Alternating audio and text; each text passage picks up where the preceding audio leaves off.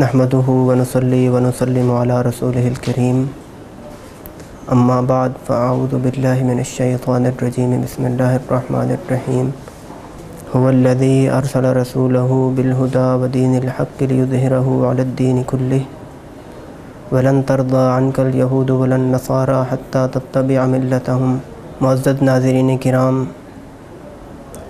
मेरा आज का मौज़ू मुस्लिम ममालिक में NGOs की तबाहकारियाँ, कि NGOs ने किस तरह से हमारे मुस्लिम ममालिक में आलम इस्लाम में तबाही और बर्बादी का प्रचार किया। आप तारीख़ इस्लाम के औराक़ को खंगाल कर देखिए, आपको बहुत ज़्यादा मकामात ऐसे मिलेंगे जहाँ पर यहूदियों ने इस्लाम और आलम इस्लाम के ख़िलाफ़ साज़िशें और इस्लाम और आलम इस्लाम के इस्तेसाल के लिए कोशिशें की, और यहूदी और ईसाई मुसलमानों के कभी दोस्त नहीं हो सकते। अल्लाह ताला ने 1400 साल कबल कुरान मजीद में फ़रमाया, वलन तरदा अन्कल यहूद वलन नसारा हत्ता तत्तबिअ मिल्लतहुम। तो सामईन, इस मरतबा यहूदी एक नए तरीक़े और नई चाल से सामने आए हैं।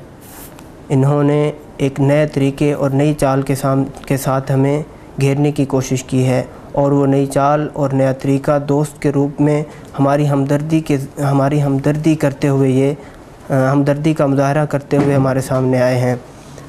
तो वो नई चाल NGOs है, नॉन गवर्नमेंट ऑर्गेनाइजेशंस, यानी गैर रियासती इदारे, गैर सरकारी इदारे।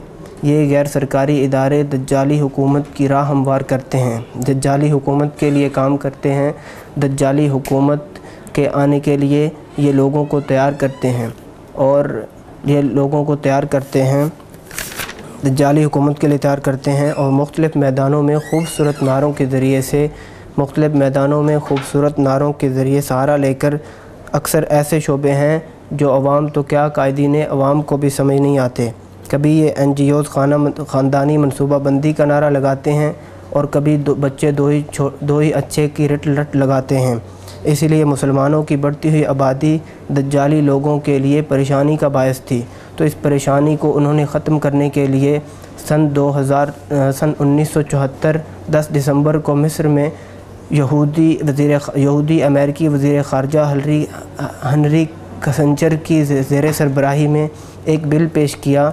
उस बिल में इन्होंने ये तजवीज़ पेश की कि मुस्लिम आबादी या दुनिया की खुसूसन मुस्लिम आबादी को किस तरह से कम किया जाए, किस तरह मनसूबाबंदी की जाए।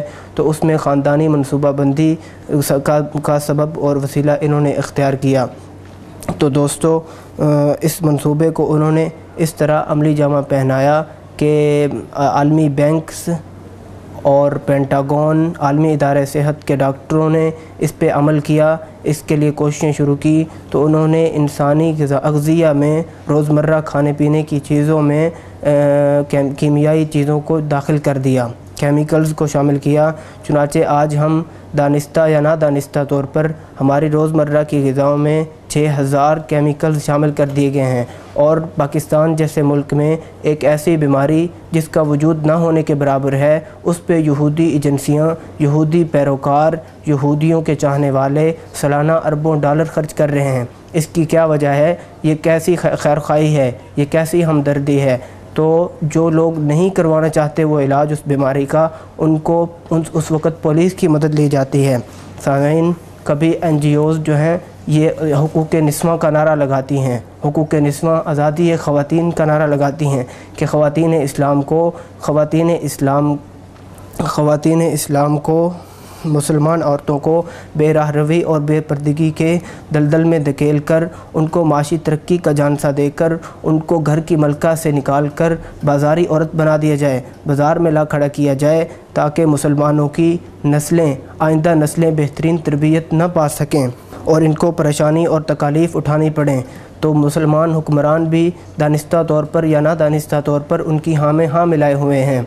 तो ये मुस्लिम हुक्मरान या हम भूल चुके हैं कि अल्लाह ताला ने या अल्लाह के रसूल सल्लल्लाहु अलैहि वसल्लम ने औरत को घर की मलका करार दिया और घर की बादशाह करार दिया, ना कि बाज़ार का हुस्न।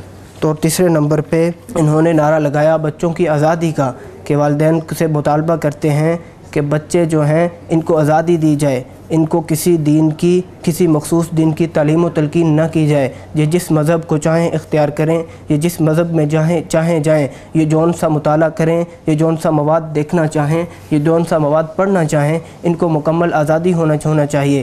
چنانچہ اس کا نتیجہ یہ ہوا کہ مسلم امہ کے جو نوجوان تھے وہ گمراہی کا شکار ہوئے، بے راہ روی کا شکار ہوئے۔ جیسا لٹریچر انہوں نے چاہا پڑھا تو 2007 کی امریکہ کی رپورٹ کے مطابق پاکستان نہیں ہے بلکہ پورنستان ہے۔ یہ نتیجہ ملا ہمیں، ہمارے کالجوں سے، ہمارے یونیورسٹیوں سے، ہمارے تعلیمی اداروں سے ملحدین پیدا ہو رہے ہیں۔ اس کا یہی نتیجہ ہے۔ یہ NGOs کی کارستانیاں ہی تو ہیں۔